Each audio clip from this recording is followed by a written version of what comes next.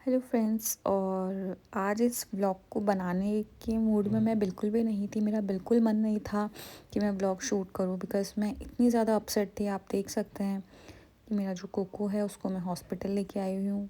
उसकी सर्जरी होनी है और बस इसी वजह से मैं बहुत टेंस्ड भी थी, क्योंकि अगर आप पेट्स रखते हो ये बिल्कुल आपके बच्चे की तरह हो जाते हो, और इस बीच अगर इन्हें थोड़ी सी भी तकलीफ़ हो जाती है तो वो तकलीफ़ आपकी खुद की तकलीफ़ हो जाती है, बिकॉज़ ये बच्चे बोल नहीं पाते हैं कुछ। और जब भी इन्हें कुछ होता है मैं तो बिल्कुल बहुत ज़्यादा टेंस्ड हो जाती हूँ, क्योंकि मैं पता नहीं, लेकिन मैं पेट्स को लेके बहुत ज़्यादा मेरे इमोशंस हैं।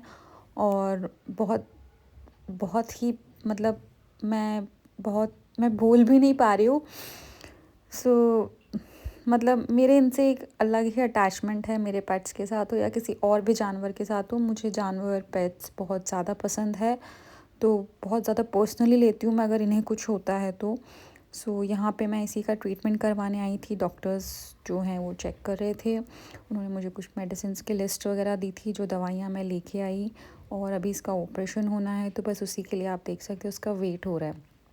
एक्चुअली वो इतना ज़्यादा डरा हुआ था कि वो बास्केट में से बाहर भी नहीं आ रहा था, तो मैंने उसी के साथ उसका वेट किया एंड देन उसको मैंने निकाल के वैसे वेट किया। सो उतना ज़्यादा फिट तो नहीं कहेंगे, बट ट्रीटमेंट तो करवाना है बिकॉज़ ऑलरेडी बहुत ज़्यादा दिन हो चुके हैं मुझे डेट मिले हुए ऑपरेशन की। तो आज तो जो है इसका ऑपरेशन होना है, बिकॉज़ ये बहुत ज़्यादा परेशान हो रहा था। इतना ज़्यादा परेशान हो रहा है कि रात में सो नहीं पाता, और ये नहीं सो पाता तो मैं भी नहीं सो पाती।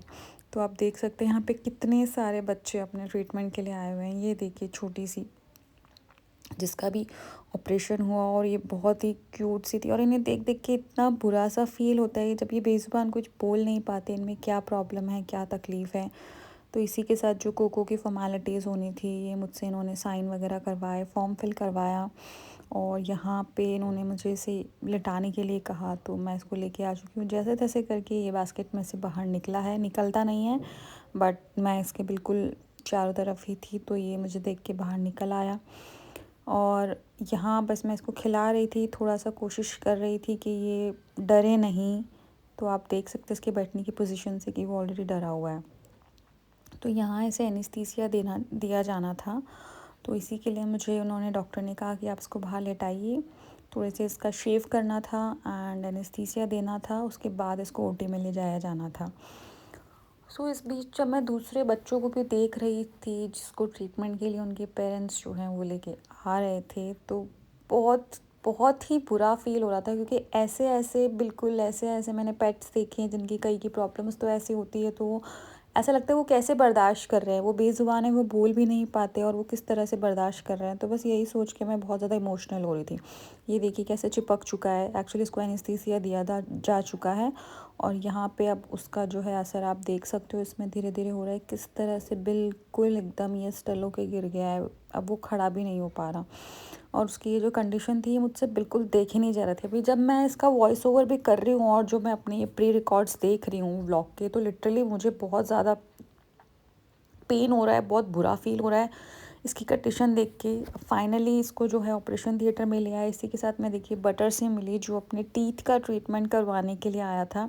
इसी के साथ ये वीर, एक्चुअली इसका नाम वीर इसलिए क्योंकि ये जिस कंडीशन में मिला था वो बहुत ज़्यादा ऐसी थी कि बिल्कुल डेड बॉडी की तरह।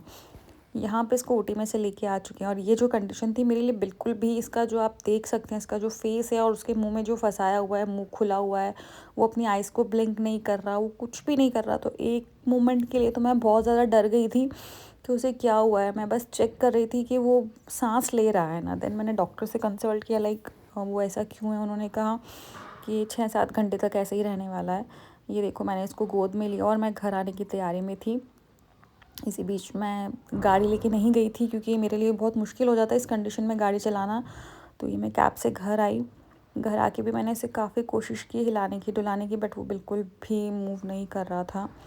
ये रॉक्सी जो उसे देख रही थी कि उसे क्या हो चुका है, ये एनेस्थीसिया में था, अभी भी बेहोश था। तो मैंने इसके नेल्स काटे ताकि अपने नेल से खुद को हर्ट ना कर ले।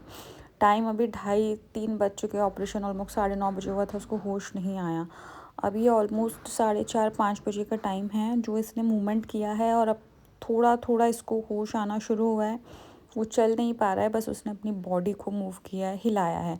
बट चलो मुझे बहुत अच्छा लगा कि हालाँकि एटलीस्ट उसने अपने कुछ मूवमेंट किया बॉडी में। ये देखो, ये कोशिश कर रहा था उठने की, लेकिन अभी भी असर बहुत ज़्यादा था दवाई का, तो वो गिर जा रहा था।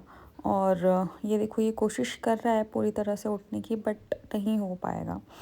सो इसी तरह से परेशान हो रहा था, और उससे ज़्यादा परेशानी मुझे हो रही थी, क्योंकि मैं यही चाहती थी जिस तरह से ये पहले चल फिर रहा था वैसे चलने फिरने लग जाए।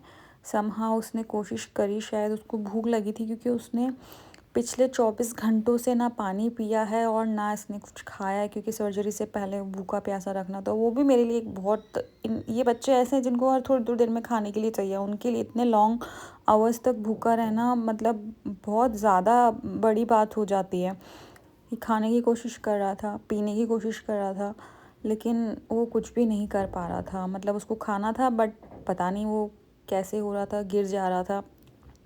तो यही चीज़ चल रही थी, आप देख सकते हैं किस तरह से लड़खड़ाते हुए चल रहा है ये। बट चलो, मेरे मन को बहुत ज़्यादा सेटिस्फेक्शन मिला कि एटलीस्ट वो 7-8 घंटे बाद में खड़ा तो हुआ, क्योंकि जो उसकी कंडीशन थी वो मेरे लिए बहुत ज़्यादा हॉरिबल थी, बहुत ज़्यादा डर गई थी मैं। तो यहाँ आप देख सकते हैं किस तरह से चलने की कोशिश कर रहा है। यहाँ उसने अपने उसका जो वुंड था उसको लिक करना स्टार्ट कर दिया, तो मुझे उसको नेक कॉलर पहनाना पड़ा, क्योंकि अभी 7-8 दिन तक तो मुझे इसको पूरा ध्यान रखना है कि वो किसी भी तरह से अपने स्टिचेस को लिक ना करें। यहाँ ये फिर से सो के उठ चुका है, और अभी भी ये ठीक से चल नहीं पा रहा, लड़खड़ा रहा है, मतलब वही बेहोशी का जो असर है वो अभी तक है। बट ये कोशिश कर रहा है चलने की, और मुझे ये समझ में नहीं आ रहा था कि वो ढूंढ क्या रहा है, क्योंकि पूरे घर में घूम रहा था। और बस इसी के साथ में शाम हुई, और शाम होते होते उसकी जो हालत थी वो